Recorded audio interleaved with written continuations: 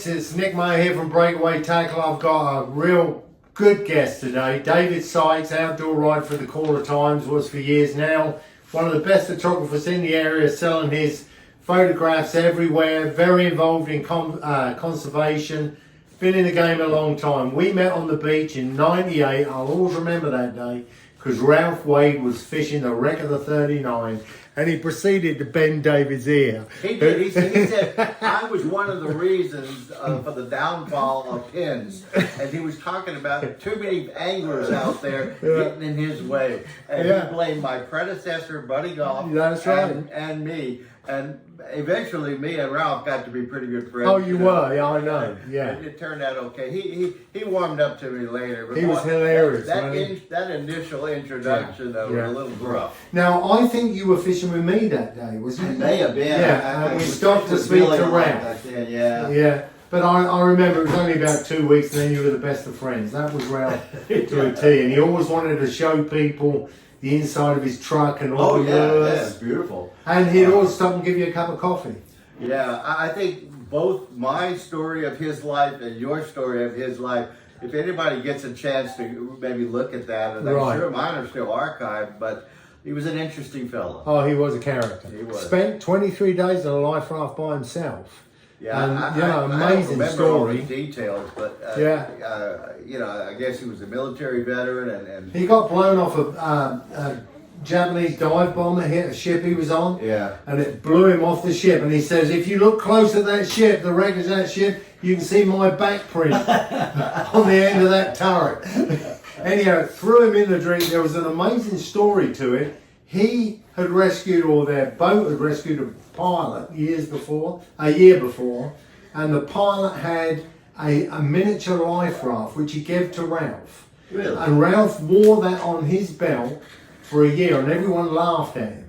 And when he got blown off that battleship, that's what he got into, and he spent 23 days by himself. That's remarkable. Amazing story. I used to take him around schools and say, this is a hero. Yeah. A great story. I loved it. Yeah, I'm glad you could talk to the kids about it. Anyhow, let's talk about you, David. You started off in Louisiana. You went to a Catholic school, correct? I did. I got a Catholic school upbringing. Of course, if you know anything about South Louisiana, it's all French. And it's all French Catholic folks down there. Do you speak French? I don't, but my relatives, generation before me or so, did, especially in places like St. Martinville, where my mother's from. You'd see French billboards, sort of like you see Spanish billboards here or down south. Right. See, like Brenda's relatives, her grandparents spoke French. Yeah, my grandparents definitely did. Now, Louisiana was a tough place to actually, back in like early 1900s when they arrived. Yeah, that was a real tough place to be, wasn't it? Well, a lot of the folks came from Nova Scotia. Those were the real Cajuns who settled down there. But there were already some French people from French proper. They got booted out in the French Revolution, I think. Right. Can your mum do good Cajun food? Oh, yeah. I mean, in Louisiana, the culture is that the boys learn to cook early. And I could probably cook gumbo at about age 12 or so. And I have perfected it in the meantime. Right. Now, did you fish in the bayous and hunt back then? Mostly fresh water. New Iberia is not far from the coast, but Bayou Teche runs all through that area. And, of course, the freshwater ponds was... I like to fish bass and what we call sac-a-lait, which is crappie. And that was the bulk of what me and Dad fished for. Also, big brim. Right. And when did you write when you were there, like in that area? I noticed that you went to Houston to get your education. Right. Well, Mom and Dad moved us all to Houston when I was in high school. So I finished off high school in Houston and then went to the University of Houston after a rather lengthy hiatus. I was on I think the 10 or 12 year college plan, but I finally got it done, and that's when, of course, my journalism life started. Okay, and then it was in 97, 98 that you actually arrived here. Yeah, 97. Yeah, 97. I came here. How did you get that job? Did you just get advertised? I'd been working 3 years for the Killeen Daily Herald, their foot hood, and it's just a normal stepping stone for journalists to work 2 or 3 years at a paper and then move up to a larger paper. So the Caller Times offered me a job. It wasn't the job that I originally took with them, but It was reporting on coastal issues and some of the smaller seaside settlements like Rockport, Aransas, and Port A. So I got the feel for the coastal bend then, and then within about a year, the outdoor rider who had been there for only about 5 years decided he was going to leave, and I campaigned aggressively for that position, right, and told them I didn't think they needed to advertise the opening, and they gave me a shot, and I thank them every day. Oh, I'm telling you, I mean, I think the actual paper, as far as a lot of the outdoor people, the fishing people, actually relied on your reporting for their membership of that paper. Well, when I used to go to church, the people would say that there were 2 reasons to get the Caller Times. One was Murphy Gibbons, our illustrious history columnist, who's passed away, and my Sunday columns, you know, were real. Do you know I purchased a used Murphy Gibbons book from the bookstore. $40 I had to pay. Really? Yeah, for a used. Well, I went to you need to sit down and start thinking about putting your stuff together. In fact, I'm editing one of Rob Sawyer's books. He's the guy who did a lot of the duck hunting history of Texas books. And I've hunted and fished with Rob, but he's done one on the Tarpon Club, which is a club that was right around 1898 to 1901 or so. Mm-hmm. It was on San Jose Island. I mean, it was on the south side, right across. Apparently, Port A was on that side originally. The pass did migrate quite a bit. Right, yeah. If you see where the lighthouse is, it's nowhere near where the pass was back then. Yeah. I remember reading years ago that Port A was actually over there, and it was after some hurricane they moved over here. It may have been. There was a little town over there with just a few people, but I think the more stable Mustang Island. Now that's where the president come and fish for the time. Right, Roosevelt went there, and I can't remember the year. I think it was 1934 or so. Was that in Farley boats? Was that when they got established? Barney Farley was his guy. Yeah. And there's a great there's a book on it, isn't there? You can actually find it. Barney Farley has a book. I've reviewed that book, and it's actually remarkable what a conservationist he was, but had to keep his mouth shut because he was so ahead of his time, he would have got run out of town. And that's the time when people would go and catch 100 trout and think nothing of it. And he actually foresaw that some of the way the shrimping that was going on out there was really being destructive to all the forage fish, because, you know, bycatch is a huge part of what they kill and catch inadvertently. They don't want to. Right. But, you know. So. No, I mean, that bycatch is a major issue, isn't it? It is, and they've made some innovations in the nets where they have the bycatch reduction devices where a lot of that stuff, you know, I don't know if there's any real study. There's no way around it. Yeah, I mean, you see when they put the nets on the deck of the boat, and there's everything from redfish and croaker to all these other fish that, you know. Now, you mentioned that the fact that the entrance from Port A moves backwards and forwards, and I see you're involved in the reopening of Cedar Bayou. I was for many years, and it's pretty much closed right now, but Harvey had a lot to do with that, Hurricane Harvey. There's still a movement afoot to reopen it again. But they're going to have to figure out another way unless they just have a constant dredging program. Hurricane Harvey really drained the financial coffers of Aransas County. They had set aside some money to re-dredge it, but you know how devastating. I'll tell you what the funny thing was. I used to fish Cedar when I first got here. I purchased a motel in Rockport, and I would go out to Cedar Bayou 3 times a week. It was a glorious place. It was awesome. Yeah. And I got so well known. What's his name? Who owned it? Who owned that island? One of the Perry Bass. Perry Bass's manager. He used to ride around in a Bronco with a seat on the front that Perry would sit in to hunt quail. He would go fishing right, and he would use English carp rods, and he brought some off me. So anyhow, they'd pick me up and run me out to. There was a shrimp boat. There was a little wreck there. Yeah. Yeah, he'd pick me up, run me out, and I'd go trout fishing. And I'd always do really well. And then they dredged it. They were going to clean it out a bit. So they dredged it. I bet you it wasn't 2 weeks. And a hurricane hit, and it totally moved the entrance north. Yeah. That last operation was really fueled by CCA and the Aransas County judge. And they got it done. I think they really, it's going to take a lot to get it back, though. Oh, yeah. The Now, I see you're involved also in this freshwater inflows into Texas, and is that the salinity you're... Yeah, that's one of the things. That was one of my main battles, and when I was a columnist, a lot of people didn't realize, which is kind of far from my, I mean, I didn't know there was this level of ignorance out there, that nature, or God, whichever you prefer, really meant for rivers to flow into the sea. Don't they just?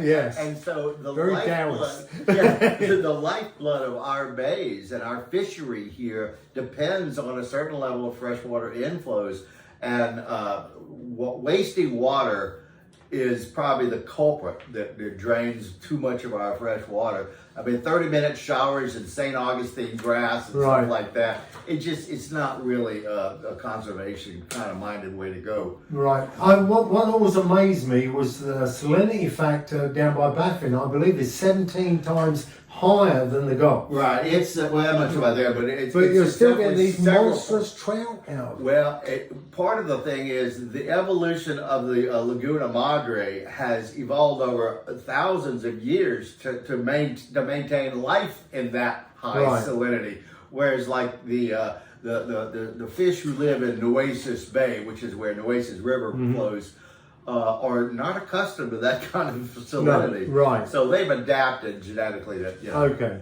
Now, like the big freeze that took place back in the 70s, or... Well, there's one in 83, or 84, one in 89, kind of a double whammy there. And that caused that 7-year brown tide bloom in the Laguna Madre that just was starting to wane when I took over the outdoor posts at the paper. Okay. So that nobody could hardly catch fish with lures back then. They had to switch to bait and popping corks. Thank goodness somebody was making money though. The popping cork rose. The sales of that were great. What was that? I got involved in that deal. What was that popping cork called? Alameda Rabbit. The Alameda was made by that family. Mr. and Mrs. Brown. They lived not too far off Alameda here. But it was his dad who developed the patent on it. That's right. I remember talking, I was doing a show, I believe it was when I first met Billy back in 98, and there was, I believe they were there, and they were talking about how guys, if one of them broke, would swim from the boat to get their Alameda Rattler, because that was the way then. Yeah, well, there was a few knockoffs, and they didn't last very long. I got involved in that. There was I appeared as a educated witness, believe it or not, on his behalf, saying that copy that was being made in Louisiana by C.C. Lewis or something like that. I don't remember. I remember they actually took over his business from Academy. Yeah, so that's right. Yeah, it wasn't good. That's right. And and the Mr. and Mrs. Brown were elderly, and they won. They won that case. Well, I don't know how that haul played out as far as sales for them, because they eventually sold it, but I don't know how that went. I haven't seen them. I don't think the originals are around anymore. No, I used to see them at all the boat shows and outdoor shows. People. Oh yeah, and I went to their garage where they had this the original machine. It was a conveyor belt deal. Yeah, I mean, it was a home operation. Oh yeah, she would do the gluing and everything. That's right. Very sweet. Watching the soap opera. Yeah, sweet lady. I knew him very well. Now you're writing currently for the Saltwater Angler magazine. I am editing. I have a page in that magazine, but more than anything, I spend way more time editing the magazine every 2 weeks. All right. Because as you know, most of those are written by fishing guys. Yeah.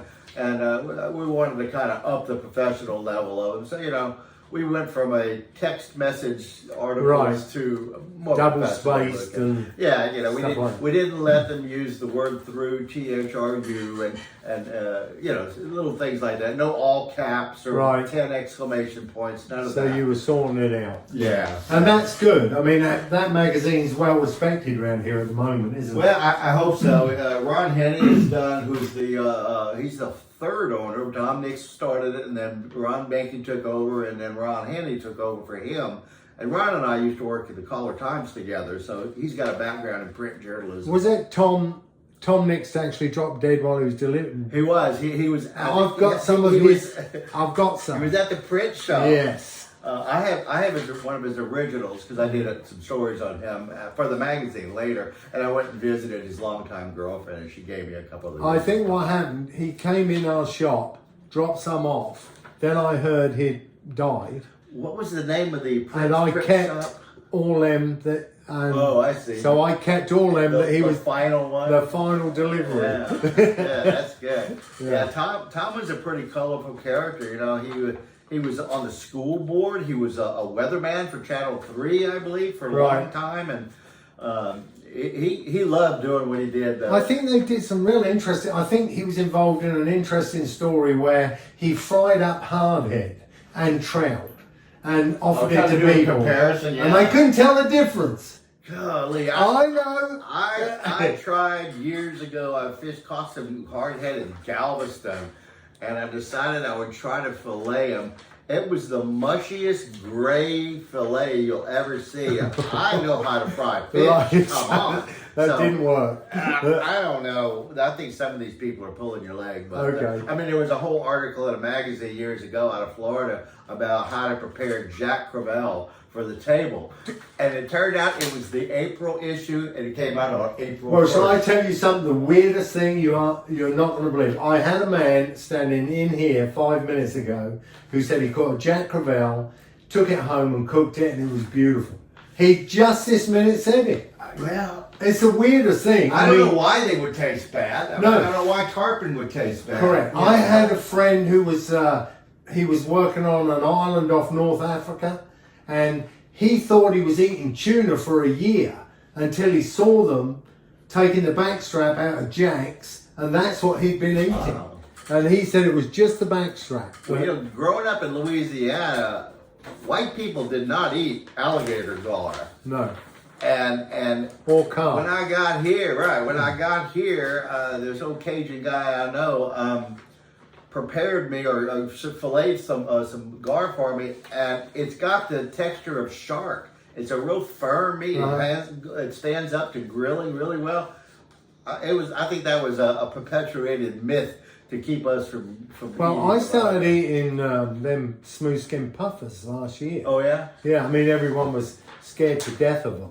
Is there some sort of a poison or something? Yeah, they're hang on, It's kinda like 1,200 lionfish. times more toxic than cyanide. If you get I see. if you get into that So you have to gallbladder, know. I right, see. you're done. There's no cure for it. Yeah. So, but right. So what I did is I just took the backstrap out and made sure there was no guts or anything. Right. It was just beautiful. Then I go on the internet and start researching it. And on the East Coast, it's eaten all the time as rabbit fish, they call it. Oh, rabbit. And it's a really dense, beautiful meat. Yeah. But I don't want to tell anyone to try it. Yeah. It's up to them. I did find something interesting. Apparently, it's what they eat. Something that they eat that produces this toxin. I see. So in Japan, they started farming them without that in. Oh, I see. They couldn't sell them. People wanted the ones that made their lips numb. So apparently the Japanese they've got it down where they can put just a little bit of the toxin in, and it starts to there's help. something similar with the lionfish, which, as you know, is a terribly invasive species. But if you know how to fillet them, and you better know really how, good, they're really good. I actually bought tickets to a lionfish. It was some sort of deal at the aquarium back when it first started, and it turned out that they couldn't get the lionfish, and they ended up feeding us drum. But that was a fun deal. Anyway. Now, having been involved in all the outdoor writing you've done, and you're obviously seeing these changes take place in that industry. I mean, people doing these podcasts and interviews and things. As far as the media is concerned, it's so diverse now that, it's no wonder that newspapers can't stand a chance. Magazines are still doing okay, but they've thinned them out. A lot of them closed all those fishing magazines in Florida, but... I had a guy come in the shop the other day. He's a well-known YouTuber. I didn't know him because he was involved basically in shark fishing. He's getting a healthy income out of that game. Yeah, off YouTube, right? And so I went online and checked him. He's got like 97,000 followers or something, and so whatever he puts up, advertising all over the place. No, it's just the sheer fact that people are going and watching his videos that they pay you. See, I get maybe for my so YouTube pays him. YouTube page.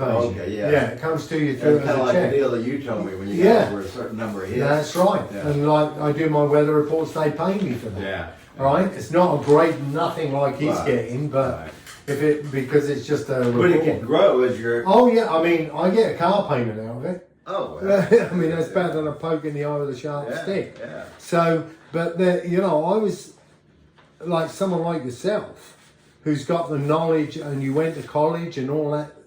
I mean, it Yeah. must be like a kick in the guts when you see someone. Oh, yeah, yeah. I mean, Well, it destroyed your job, really. well, what it did was it made anybody and everybody who wanted to be use the same professional name, outdoor columnist or outdoor writer, that I had to get a degree to do, you know, Right. and all that. So yeah, and if you look at the quality of It's writing, not there, is it? It's not there, but apparently the dumbing down of America has really fed into I'm this. very much aware. I mean, I've always said, like, my videos are not quality.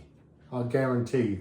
What people want is information. Right, right, You and know, that's what we provide with yeah. somewhat or angler. You know, just it's give not information. stellar prose No, or anything. I mean, no. there's 2 or 3 of the guys that really can write. And you know, Joey Farrer is one of Yeah, the better yes, writers. yeah. He's actually uses more imagination than most of the other writers. Right. And I appreciate that. I love Joey. Yeah, no, he's good. He's He's great. awesome. And he goes on the radio now, doesn't he? Yeah, yeah. So he's doing that bit as well. Now, you got a lot of recognition from like the Texas Outdoor Riders Association. Right, I was you won the awards president, and the chairman of the board, and on the board of directors for many years. And that was an organization that was started by a whole bunch of full-time newspaper outdoor writers for Right. all the major Texas dailies. And in the end, it wasn't so much that, but there were still a few of us, me and Shannon Tompkins from the Houston Chronicle, Doug Pike, who also worked for the Chronicle and has a fine radio station in Houston. And all the other outdoor, Ron Henry Strait at the Express News in San Antonio. In the end, we ended up being a lot of freelance, maybe magazine writers or people who were bloggers and stuff Right. like that. And it just kind of watered down the organization as the profession was changing course, let's say. And yeah, I mean, it used to be really something to win first place awards for the writing and photography in that organization, as well as if you but got you're still first involved in that photographic yeah, Wildlife magazine. and Focus. That comes out every year, doesn't Comes it? out every other year. Okay. We've published 10 books so far. I've been the editor for about the past 5 of them, I believe, 5 or 6 of them. It's a fine organization that pairs up really good photographers with landowners who want to kind of show off the wildlife so we can show it to children. We have a curriculum in about 400, maybe 450, mostly middle school science classrooms right now. And we use the photos to show kids what's in their backyard. Right. And we try to make the ranchers realize that the abundance of wildlife depends on their keeping the habitat wild. And we do live in an exceptional place. We do. I mean, with all these places all around us. Brenda, put that photo of that horned owl the other day, and I said, "Where?" And On my cabin. I've since seen where that stick is. Yeah. And I look every day. It's still there, but it's part of a brush pile. Right. That whole acreage that used to be an 18-hole golf course had turned into a really rich wildlife habitat. Right. And only a fraction of it will be again. And I don't know how it's going to be affected by the homes being developed out there. I'm like, they're talking, how many homes? 3,000 is it? Or we're talking to 300, I'm not sure. I don't know, but it's supposed to be a fairly low density with a sizable green space that they're going to actually designate as a nature preserve and a nature What worries trail. me is the actual infrastructure of the island. I don't think it's there to support it. Like, driving on the island is a nightmare. Yeah. On weekends is terrible. Yeah, I bought my house in '98, and I think there was about 5,000 people living out there. Right. About half of them were part-time residents. A lot of winter Texans, or just people who had a house out there, and didn't live there year-round. There weren't any kids out there, No. hardly. Our kids now grew- there's yeah. 2 schools, and Our kids grew up with no one there. Yeah, you know. The vacant lot next to my house, which was actually 3 lots, had a covey of bobwhite quail in it. It's been years since I've seen bobwhites out there. I love seeing coyotes out there, but at this time of year, you probably will see some. Mm-hmm. The drought, of course. That drought, I was just driving past, there's wood stalks down the road here. Oh, Caribbean, there's a whole bunch of them out right, there. well that's dried up. I just drove past it. Yeah, and I was just there 2 weeks ago. Yeah, it's dry. I mean, you've got a small pond in the middle, and all them wood stalks are just sitting there. They're not moving. Yeah. You know, they're preserving energy because there's no food, I wouldn't think. I guess not. The skimmers were out there when I was there, so there were still a few fish. And I went up to Leonabel, and I don't go there much anymore, but there was 3 or 4 skimmers out there today. Also, strangely enough, the avocets are starting to come back. They're still in the breeding plumage. I saw they look beautiful. Of them. Yeah. And there's some stilt sandpipers and western sandpipers. So some of these, I didn't know they came back this early. No, I didn't. I mean, it's July. Right. I was... when I grew up in England, we had avocet, but they were very rare, and to get to see them, but they were different than the ones here. Yeah. These are North American avocet, which are different from the European I think ones. they may go to the Arctic to nest, right? Like a lot of those birds do. Did you ever hear about the red admiral butterfly? How that migrates? The monarch butterfly. Monarch. Yeah, right? yeah. That goes all the way up to Canada. 2,500. It's like a whooping crane. But what's amazing, this absolutely blew my mind when, let's say the journey itself takes a butterfly 2 months or a month, 6 weeks, something like that. They're not strong flyers. Right. They only live 2 weeks. Right? So how do they do it? So what happens is they're going along, they lay their eggs or do whatever, and then the one that's being born continues the journey. So it's like a relay. But it's like a relay, but the knowledge is being passed down through the DNA so they know of where to go. Yeah. And they go to this small forest back in Mexico that's like 10 acres. It's pathetically small. And it fills up with these butterflies. Yeah, but the fact that they're doing it like that, it totally blew my mind. I'm telling you, the more you know, the more you see, the more you discover, the more remarkable it is. Nature's I watch them skimmers. They're so perfectly designed. Yeah. You know. Now I love watching the young ones at Leonabel earlier in the year when they're learning and they're flopping about and making an absolute cock up of it. But very interesting. And I agree with you that the more you look at nature, there's a saying, it's a Taoist. The closer you look at nature, the more you'll see your God looking back at you. Yeah. You know? And also, the more you look, the more you realize you don't know much. You don't. No. And I mean, I've always thought, right, and you know how I think off the freaking wall. A little bit sometimes. Yeah. I was convinced that pelicans could see thermals. Right? Thermals, so they could ride them? Right. Yeah. Because I've watched them, they'd be like a mile out to sea, they'll come along, and then they fly straight into the hotel to go up.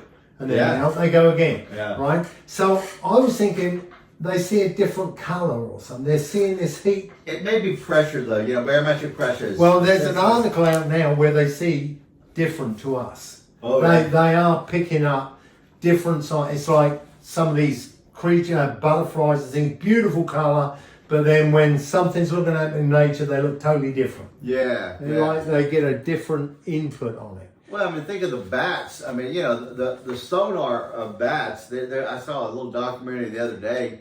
It's just remarkable, that they can survive and eat thousands of insects in the air and these huge flocks, and never hardly bump into each other. Amazing. Yeah. Yeah, and I mean, it really is. I watched the way they all move at once. Yeah, well, it's the same as some in a murmur, whatever they call it. Murmurs, it's just amazing. I'm totally... Oh, I'm totally mesmerized when I look at it. I just can't stop. I go and watch that sunrise every day. People say, oh, that's really nice of you to do that. No, it's a drug. Yeah. I love watching that come up. And I can see why the Indians and that used to look at it and worship. Yeah, this is their God. Yeah. It gives them light, it gives them heat. It's just everything. Amazing. And it wasn't a God that judged you either. No. Now, what is it? It comes up every day. Never says you owe me. That's right. Not once. That's right. There it is. So anyhow, how's your little Pepper getting on? Pepper's still a crazy dog. Jeff Walter came over to the house. Meanest son of a bitch dog you've ever seen on the planet.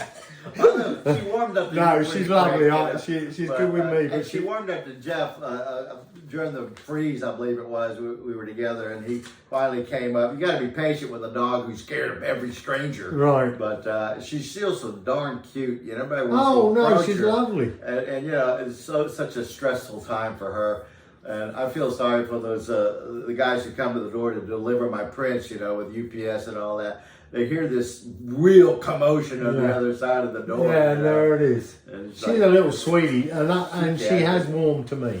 Yeah, it doesn't take long. I mean, if you come to the house, you just got to sit in the chair for a few minutes and talk to me. And as soon as I lift up the gate, she comes and jumps on your lap and starts licking you. You know. I was looking at the places that you've travelled and written about. Yeah, that's probably the best part of that job. Free travel. Alaska, Colorado, all of Nicaragua, Bahamas. Now, Nicaragua is an area I'm interested in. Yeah, I mean, it was one of those Caribbean kind of places that not very many people would go to because of the turmoil in the government all those years. And when we flew into there were young men with sandbag, you know, along the runway with guns, automatic weapons and stuff. We thought, are we sure about this? But Nicaragua is just as beautiful as Panama or any of those other places. It's just beautiful. Yeah, South America, period. I love Mexico. I think it's one of the most beautiful countries. We went to the Yucatan part of Mexico, Tulum area. There's a beautiful fly fishing lodge out there. And I'm telling you, that place, just the coral reefs and stuff like that. Just gorgeous. It really is. I love going to El Salvador. I mean, people are scared to death of the place. Yeah. You know, I've been there. I've not had any trouble, but I know people that have. Yeah, you know? I mean, I think a lot of it is, you know, because I used to go to Mexico every year. I go there, most of them do white wing hunts or quail hunts. Even did some turkey hunts down there. And then when I was there, I'd go bass fishing sometimes in some of those really fancy bass lakes. And all the places that I used to go to, the lodges are pretty much boarded up. Right. I mean, that's such a shame when you see a government that cares so little about the people and the commerce. It's the strangest thing. Because they're on the take. Right. All of them. Yeah. I'll bet that Rancho Caracol place, which is a beautiful lodge outside of one of the little towns and outside of Lake Guerrero, actually, which is one of the best bass lakes in Mexico, it could probably sleep 50 or 70 people. It's probably cartel headquarters. Oh, yeah, I'm sure. You know, because it had a runway and everything, you know, so they had everything they need. I used to go down to La Pesca. Yeah. Right? And I loved it. I would drive down, me and my mate would go down there. Last time I went, we got stopped 19 times by people in T-shirts with writing on, which I didn't quite trust. Yeah. Do you know what I mean? And they claim to be officials. But... Yeah, and then there was a cattle truck. All the cattle were dead. Someone had shot all the cattle and was lying outside. And I thought, you know, I really shouldn't come back here. And the funny part of that story is I was leaving Mexico. There's an area where you come to the border. There was a lady there begging, right? And so I got all my Mexican money and I said to my mate, give us your money. I gave it to her. I went round the corner, it was a toll bridge. I hadn't got a penny on me, right? So it took me 20 minutes to catch that bitch. so you couldn't give American money? No, they wanted, you had to pay. I hadn't got anything. It was terrible. But anyhow, I did get out. Yeah. Well, I did go to Mexico a few years ago. One final time, there's a new lake out there, Lake Picachos. And we caught just hundreds and hundreds of bass around 4 or 5 pounds. You know, I guess it's still operating out of there, but man, I'm telling you, the fishing and hunting over there, those people know hospitality. Okay, now, we're getting near the end of this interview. I want to ask you, I think I've seen changes in the Gulf and everything since I've been here, definitely. A lot of changes in the culture too. But. Yeah, so anything concerning you about the future of what we do? Well, when we started talking about catch and release 20-something years ago, it was got a lot of pushback.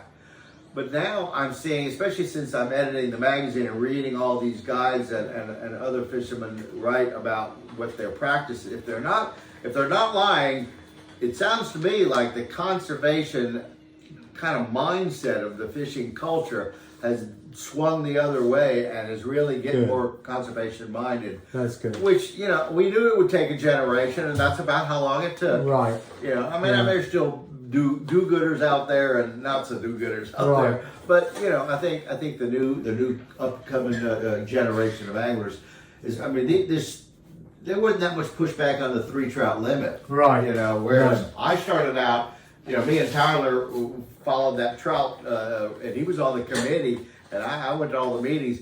They were trying to slim down the trout regulations. That's when they got they did away with the guides limit, and they established the 25-inch rule where you could only have 1 a day. Right. And my gosh, that was like a revolt. You know, back then. Oh, and then the seagrass thing that I went to them meetings. Those seagrass wars were ridiculous. Because the parts that they wanted to actually border an area off. They still have. It's still done. It's 32,000 acres, you know, of water. And you cannot uproot seagrass in there. When you talk to these people who are pushing back there, you go, don't you like to fish around the seagrass? Oh, yeah, man, the little bait fish can get there, you know, and the little other guy go, okay, then why are you promoting destroying it then? I just couldn't get an argument, a sensible argument out of them. They just, you call them the nuh-uh argument. They just go, nuh-uh. Oh, yeah, good one. I mean, I obviously love living here.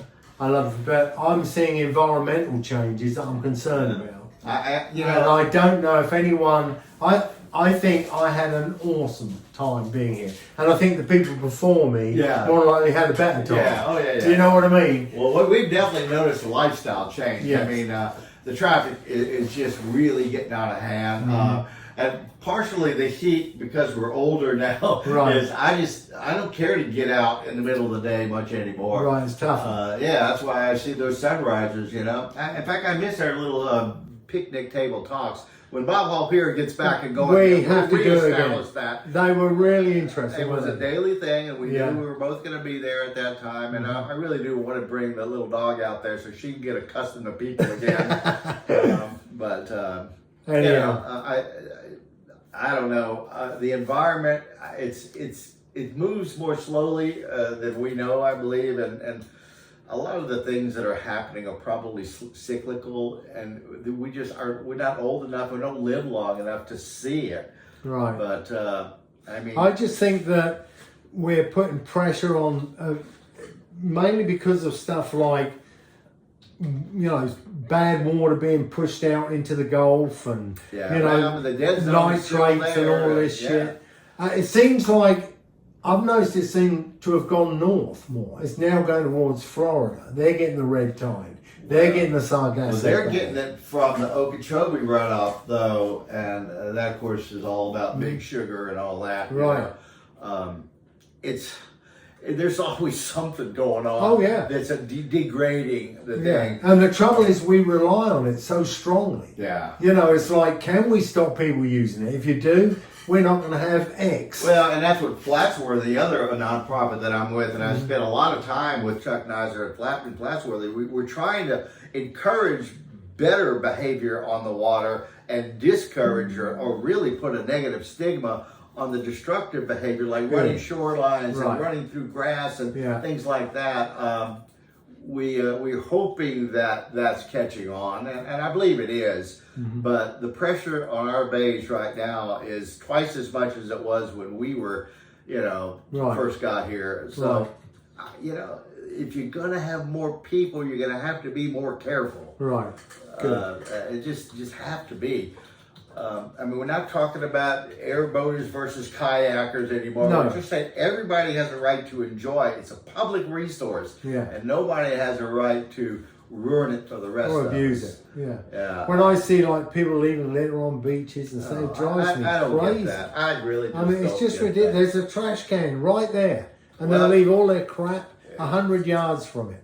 Of course, a trash can without a lid is a feeding station for a coyote. I actually caught a coyote in one the other day. I've got a picture of a coyote trotting away with a Whataburger bag in its mouth, you know? And I mean, I don't understand. We love it. That's what they say. We love it. Right. I see all you these. Don't act like you love it. Right. I see all these people super concerned about coyotes. You know, when they see one, they go ballistic, and you know, it's them coyotes have been there a long time. I always tell them they were here and first. I love watching. They were here first. Now I must tell you, I saw a dead pig on the island, the 22 miles down, laying on the beach. Well, good. So they're coming. Well, they're all over Leona Bell. Old Boo's got one right now. But I just couldn't believe I'd never seen them on pins, ever. You know, me and Jeff saw some, you and I saw some javelina. Javelina we did. Out there. That was the first. That's weird. Jeff has a picture of a skunk that was down there a few years ago. But the pigs, I think we always kind of figured that they were there. But I've never seen them. Well, they got a lot more area to, you know, they don't like people that much. But they're so prolific. Once they get going, they're going to take it. Anyhow, mate, thanks very much for coming in, David. We all appreciate. We're going to do it again sometime. Oh, it's my pleasure. I'm sure I'll do it again with you. Thank you, brother. We always going to run out of stuff to say. Thank you.